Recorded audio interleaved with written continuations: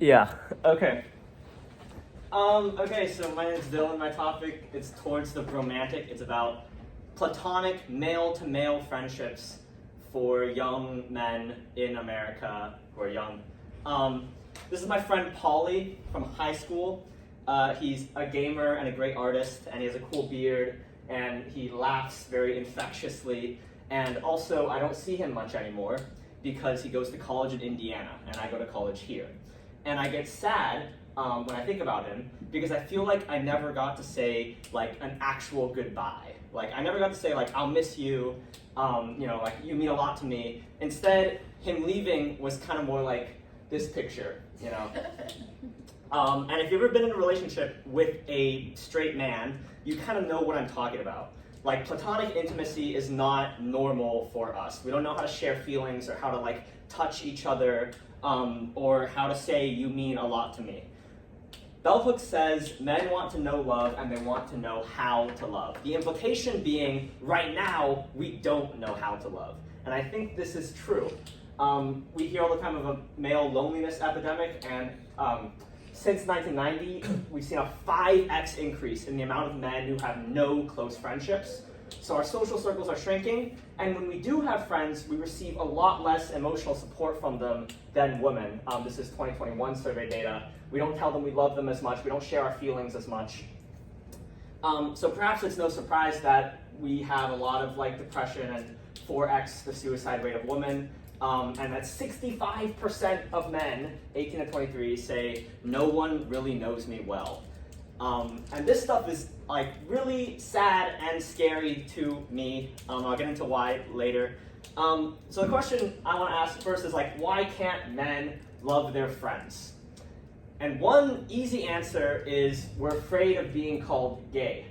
Like this is, straight woman holding hands, that's like chill. If two guys are holding hands, that's like obviously gay. Like that's like that level of intimacy is not what is normal for straight people. And I know this for a fact. Let me go back. We're scared of intimacy because it'll threaten our straightness. That's the easy answer. However, nowadays, that's like less of a deal now. Like we're less homophobic now, at least in California and the US for young people. Like I am allowed to go shopping with my friends or make gay jokes about them or like hug them and stuff, right?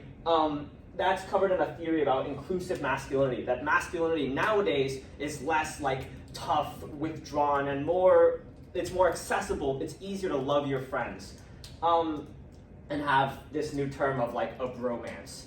And it's cool to me because like decreasing homophobia has let straight people love our friends better. Like that's kind of cool to me, that like fighting homophobia benefits like everybody, including straight people. The question then comes like, if masculinity is more inclusive now, which like according to this theory and just like general vibes, like it is, why do we still have this male loneliness epidemic? That's the first question I want to ask. And the second question is like, what actual like practices should young men today be doing to like better love our friends and better be intimate with them? And then here are some reasons why you should care about this. There's like stakes. One is that you're a man. I'm pretty scared about this because like college friendship is like easy mode. This is like intimacy on easy mode. When I'm older and in an apartment and like working a 9 to 5, like am I gonna be able to like keep connections with friends and stuff and like maintain relationships? Like I don't wanna be, someone in that statistic and be like sad and lonely because I'm not able to like, be like real with my friends. Second is you're going to be in relationships with men, whether you're a child of a man or you're going to be in like a romantic relationship with one. Like a man who cannot love their friends is probably not going to be that good at loving you.